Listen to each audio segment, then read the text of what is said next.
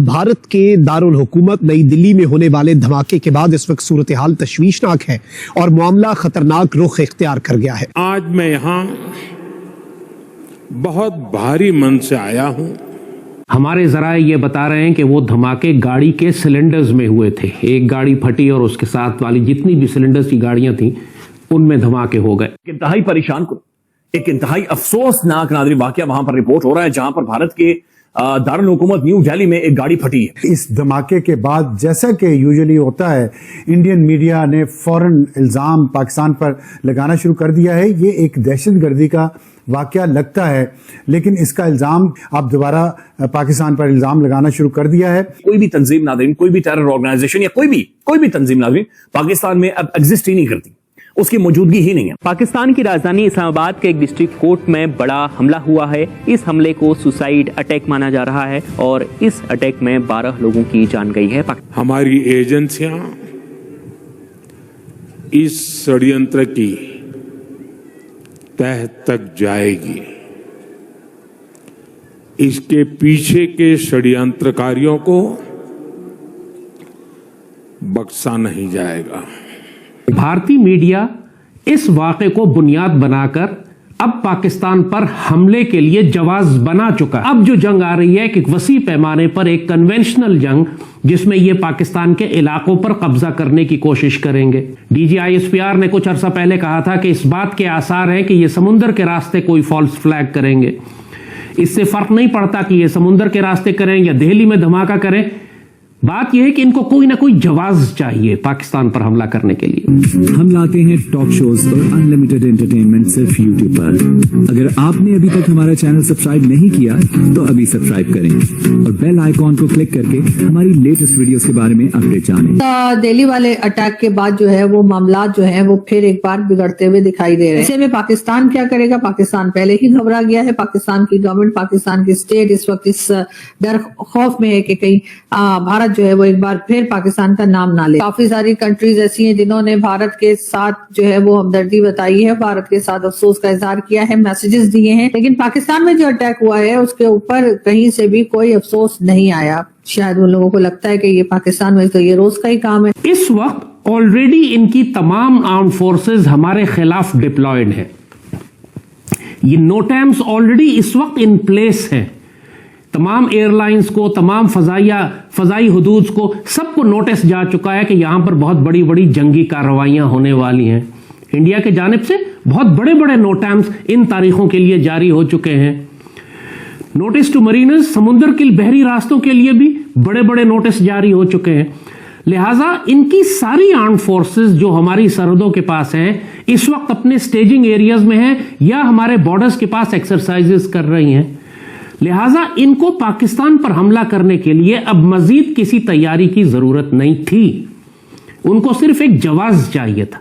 दिल्ली के वाक़े ने इनको वो जवाब फराहम कर दिया। इससे कोई फर्क नहीं पड़ता कि वो सिलेंडर के धमाके थे या इन्होंने खुद दहशतगर्दी करवाई, जैसे कि इनकी पुरानी आदत है।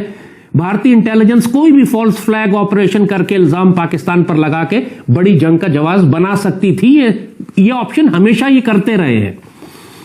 लिहाजा वो जवाब इनको आज मिल गया। अब पाकिस्तान की क़यादत से, पाकिस्तान की कौम को हम बहुत वाज़ेह पैगाम दे रहे हैं कि जिस बारे में हम आपको बहुत अरसे से आगाह कर रहे थे, मई के महीने से आगाह कर रहे थे कि जब जंग खत्म हुई उस वक्त भी लोगों ने कहा कि अब 3-4 साल की छुट्टी है, अब इंडिया से कोई जंग नहीं होगी। हमने कहा था इसी साल दोबारा होगी और उस वक्त हमने बताया था कि ये समुद्र के रास्ते भी आएंगे, जमीनी रास्ते पे भी आएंगे और अब की दफा ये पाकिस्तान के इलाकों पर कब्जा करने की कोशिश करें। नाज़रीन इकराम, नई दिल्ली में ये धमाका होता है। कुछ खबरें आती हैं ट्विन ब्लास्ट है, यानी 2 धमाके हुए, बाद में कहा जाता है कि ये एक सिंगल ब्लास्ट है। फिर ये CNG सिलेंडर के फटने की खबर भी आती है कि भाई ये CNG सिलेंडर जो है उसके फटने से ये इंसिडेंट हुआ। लेकिन अब जो इसे रंग दिया जा रहा है, क्योंकि इंडिया ने जंगी मशक़ें कर ली हैं, त्रिशूल एक्सरसाइज और इंडिया की तारीख की सबसे बड़ी ट्राई सर्विसेज एक्सरसाइजेज एक ऐसे मौके पर जब इंडिया के अंदर नोटम्स पर नोटम्स जारी हुए हैं, बल्कि नोटम्स की एक भरमार कर दी गई है और इंडिया अपनी वो जंगी मशकों के बिल्कुल एक इख्तिताम के ऊपर है।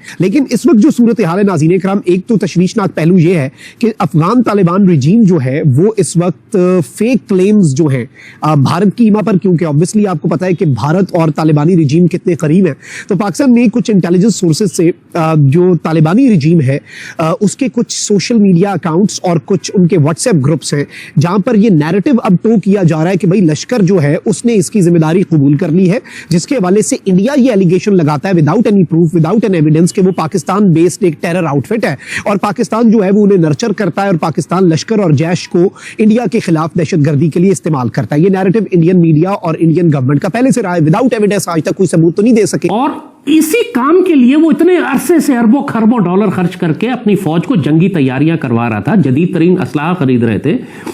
इन्होंने दुनिया के मुख्तलिफ मुल्कों के साथ जाके एक्सरसाइजेस की, मश्क की, जंगी तैयारियां की, मुख्तलिफ मैनूवर्स किए और अपनी पूरी जंगी हिकमत अमली को दोबारा से तरतीब दिया उन्होंने। अब वो गलतियां नहीं करेंगे जो इन्होंने मई में की थी। मई में ये सिर्फ एयरफोर्स लेकर आगे आ गए थे और ड्रोन्स इन्होंने भेजे थे। एयरफोर्स को बहुत बुरी तरह से मार पड़ी, ड्रोन्स ने कोई इफेक्टिव इंपैक्ट क्रिएट नहीं किया और बैकअप इनके पास मौजूद नहीं था, ना इनकी ग्राउंड फोर्सेस तैयार थी, ना समुद्री रास्ते तैयार थे। लिहाजा ये मार खा के फौरन ही इन्होंने सीज फायर क्लेम कर लिया। मगर फिर इन्होंने तैयारी की, पिछले 4-5 महीने ये बड़ी रोबस्ट तैयारी करते रहे बगैर किसी शुबह के।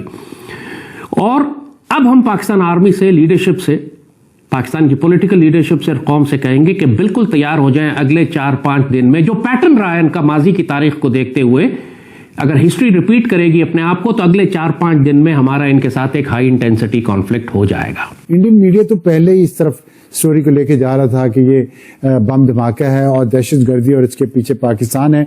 अब जो मुकदमा दर्ज हुआ है उसके बाद ये बात तकरीबन फाइनल हो गई है कि इंडिया इस मामले को पाकिस्तान के ऊपर लगाने की कोशिश करेगा और उसके लिए तैयारियां जारी हैं।